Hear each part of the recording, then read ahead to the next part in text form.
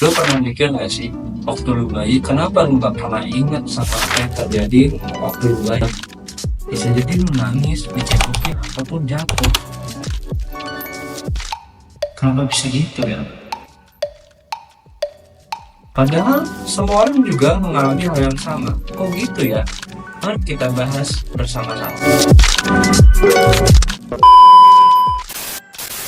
Jadi gini, kenapa kita nggak bisa ingat waktu kita masih bayi? Jadi pada saat kita baru lahir itu kayak HP baru, bre. Yang dimana sistem dan memori itu masih kosong. Nah, bagian otak ini sering disebut dengan hipokampus. Hipokampus itu ibaratnya hard disk. Jadi waktu masih bayi, hard disk itu masih kosong, belum ada tempat untuk menyimpan, belum stabil. Jadi apapun yang terjadi waktu masih bayi itu tidak akan keingat waktu kita sudah besar. But it's complicated, so complicated when it hurts, but it hurts so good until you take it, till you break it all. Nah, kejadian ini biasanya disebut dengan sebutan infantile amnesia, yang dimana kita tuh tidak pernah ingat karena sistem itu belum lengkap atau belum stabil.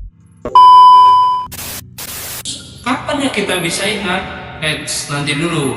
Jadi ada bagian bagaimana kita bisa ingat. Yang pertama itu ada bahasa. Jadi begini, kadang kita bayi pernah jatuh, tapi namanya bayi itu tidak bisa berbicara, dia belum tahu bahasa. Jadi gimana kita mau ingat kalau bahasa dia nggak tahu?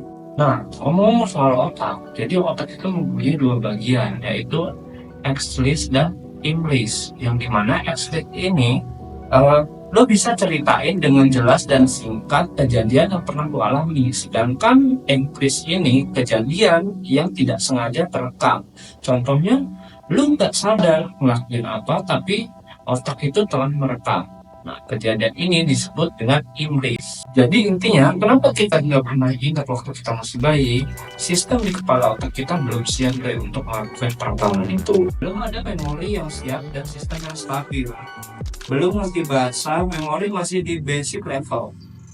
Tapi bukan berarti itu nggak penting. Bahkan itu hal yang terpenting yang bisa menentukan lo jadi apa sekarang.